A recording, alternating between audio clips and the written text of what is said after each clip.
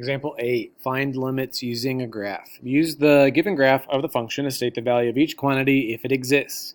If it does not exist, explain why.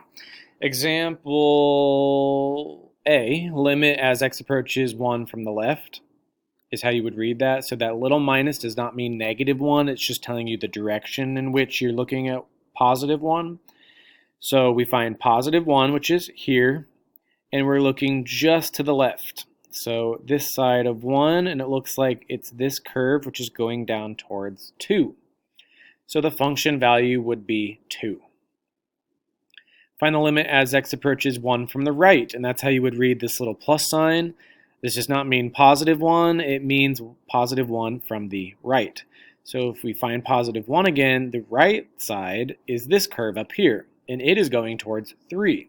So the limit is +3. And then part C says the limit as x approaches 1 without a negative or a plus sign. And so that means you have to look at both directions, the left and the right. If you look at the left, it goes to 2. If you look at the right, it goes to 3. In order for the limit to exist, it has to agree on the left and the right, and it doesn't. So here the limit does not exist. And again, that is because the left goes to 2, but the right goes to 3, which are different values. D, find the limit as x approaches 5. You want to go over to 5, and we see from the left side of 5, it's going up to 4. From the right side of 5, which is this curve up here, it's going down to 4. So the limit is 4. They agree. They both go to 4. E doesn't have a limit on it, so it's just an Algebra 1 question. What is the y value when x is 5? So if you find 5, there is no y value. It's an empty point, so it is undefined. Example 9, the limit of a piecewise function. So here I've given you a complicated piecewise function. I want you to graph it. And I gave you graphs from pre-cal that I'd like you to remember. And then we're going to use that graph to find the limit as x approaches a. Well, they want us to determine the values of a for which the function or the limit exists. So think about your function. Here we have an equation of a line.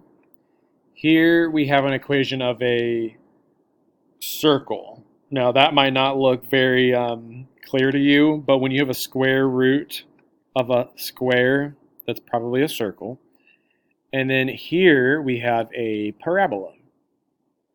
And then this tells you your domain or what's happening in the x values. So let's go ahead and start. So those are the x values. We're going from -3 to +3. And let's start when the x's are less than -3. So that means everything smaller than -3, like -4 and -5. So what we could do is just plug in values to this function and see where they are. If I plug in -5, I would get +20 minus 12, so that'd be 8.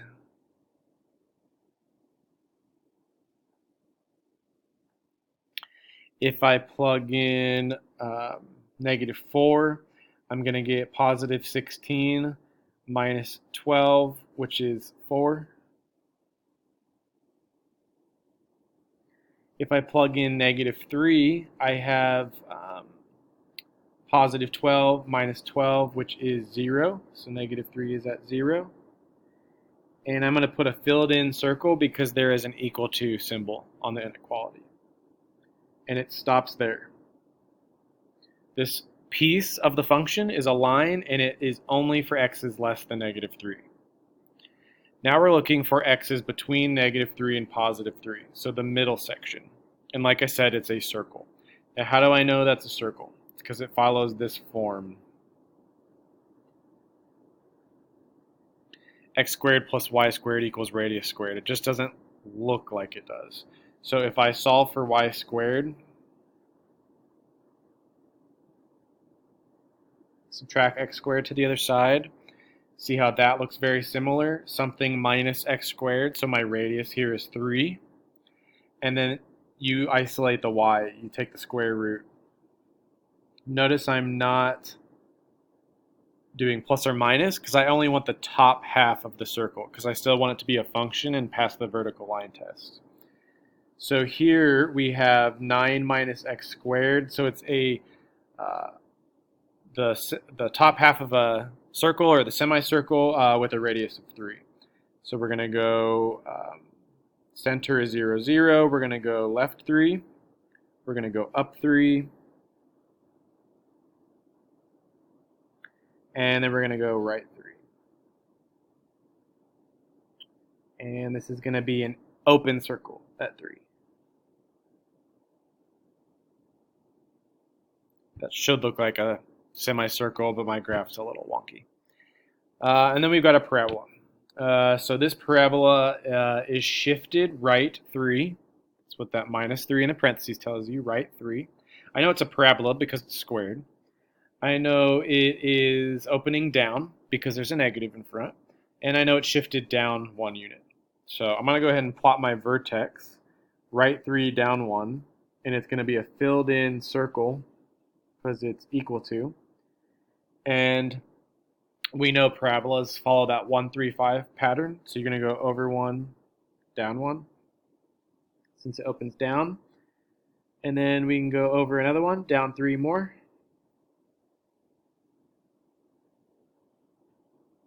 And it should look parabola shaped. Mine's a little too straight at the beginning. So then we want to evaluate, where does the function have a limit? Well, your limit has to have continuity, meaning it doesn't break. So this has limits throughout. There's no breaks in the graph. There's no break here, even though it's a weird spot. So there is a limit at -3. There's a limit here because the curve is smooth. There's no breaks. But then we see a break here at +3. So this is the only spot where there is not going to be a limit. Because at +3, the left side is going towards 0, but the right side is going to -1. So they don't match. So the limit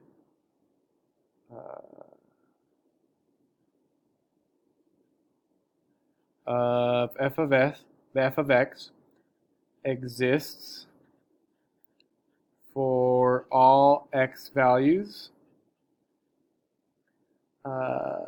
not equal to x equals 3. So it works for all x values except for 3. Example 10, one-sided limits. Here we've got the limit as x approaches 3 from the left of the function 3 minus x divided by x minus 3. So our first instinct is to plug in the x value. If you plug in 3, you get 0 in the bottom. So there's a problem. We need to get rid of the 0 in the denominator. So here's what we're going to do. We need to get rid of the absolute value. The absolute value doesn't allow us to cancel factors. And what we want to do is get rid of that 0. We want to cancel the denominator. So we're going to need to think about, what is this absolute value doing? Well, if you plug in 3, you get 0. And absolute values don't do anything to 0, so they have no job. If I plug in something to the left of 3, for example, 2, what are the absolute values doing? Well, if I plug in 2, I get a negative number. Or if I plug in any number left of 3, say I plug in 0, I get -3. If I plug in 1, I get -2. If I plug in 2, I get -1. All negatives. So what are the absolute values doing to the left of 3? They are taking a negative and turning it positive. Well, what's another way to take a negative and turn it positive? You can just multiply by another negative. So what we do is leave the top alone, and then leave the inside of the absolute value alone, but get rid of the absolute values and add a negative in front. So this is saying whatever is left of 3, you are going to do the opposite of it. And that's what the absolute value does. For example, if I plug in 2, I get -1. I want the opposite of -1. I want +1. And so that is what we are doing here. If I plug in 2, I get -1, but this negative makes it positive. If this said 3 to the right, then that'd be like 4, 5, and 6. Those give you positive values. And if you have positive values, the absolute value just keeps those positive, and so you would not need to include a negative. You could just drop the absolute values. Now that the absolute values are gone, these are almost similar factors. If I distribute my negative, I'm going to have a positive 3 and a negative x, and now these match. And if your factors cancel, you get 1. So the limit is 1.